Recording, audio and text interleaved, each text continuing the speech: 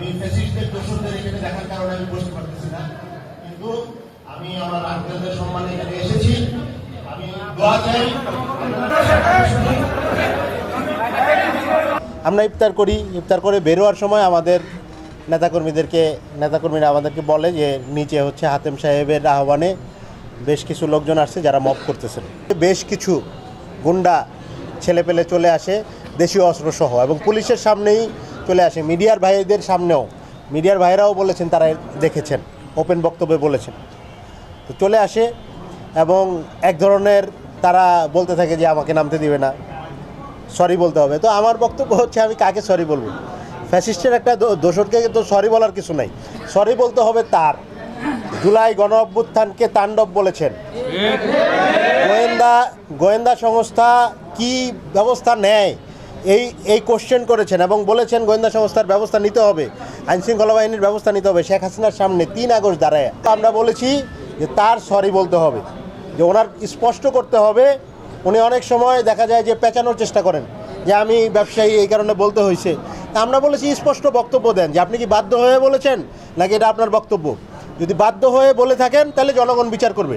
এর আগেও শিল্পকলা একাডেমিতে একটা প্রোগ্রামে ডিসি সাহেব, এসপি সাহেবের উপস্থিতিতেই আমি বলেছি যে ফ্যাসিস্টদের দোসরদের সাথে দয়া করে আমাদেরকে ডাকবেন না, কারণ আমরা গণ অভ্যুত্থান থেকে উঠে এসেছি। জনগণ আমাদের কাছে বোল্ডনেস চায়, জনগণ চায় আমরা হক কথাটা বলি। তো এই জন্য আমরা কোনো দোসরদের সাথে আমরা এক টেবিলে বসতে চাই না। ওনার ক্লিয়ার করতে হবে যে উনি কি আসলে বাধ্য হয়ে করেছেন নাকি নিজের ইচ্ছায় করেছেন। তো নিজের ইচ্ছায় করলে ওনার আইনের আওতায় যাবেন, উনি কীভাবে বিকেএমের প্রেসিডেন্ট থাকেন। আর যদি বাধ্য হয়েও বলে থাকেন এটার জন্য ওনার সরি বলতে হবে, যে আমি বাধ্য হয়ে ওই সময় এটা আমার বলতে হয়েছে, আমি দুঃখিত। আমরা যেটা বলবো সেটা হচ্ছে প্রশাসনকে অবশ্যই দায়িত্বশীল আচরণ করতে হবে। কেন একজন ফ্যাসিস্ট 2 বছর পরে আইসাও বিকেএমের প্রেসিডেন্ট থাকেন এবং পাবলিক মিটিংয়ে যাইতে পারেন, প্রশাসনের এটাই স্পষ্ট করতে হবে। কোন খুঁটির জোরে কারা তাদের প্রোটেকশন দিচ্ছে এটা স্পষ্ট করতে হবে। আমরা প্রশাসনকে বলেছি যে আমাকে অবরুদ্ধ করা হয়েছে, আমি এটা এসপি সাহেবকে ফোনে এবং ডিসি সাহেবকে ফোনে বলছি। এখন আপনারা কি চান? আমি বের হইতে চাইলে বের হইতে পারি, কারণ আমাকে অবরুদ্ধ করা হয়েছে শুনলে আমার নেতাকর্মীরা আসবে না, আসছে। এখন আমি যদি বের হই তাইলে আইনশৃঙ্খলার অবনতি হইলে লাইবিলিটি আপনাদের।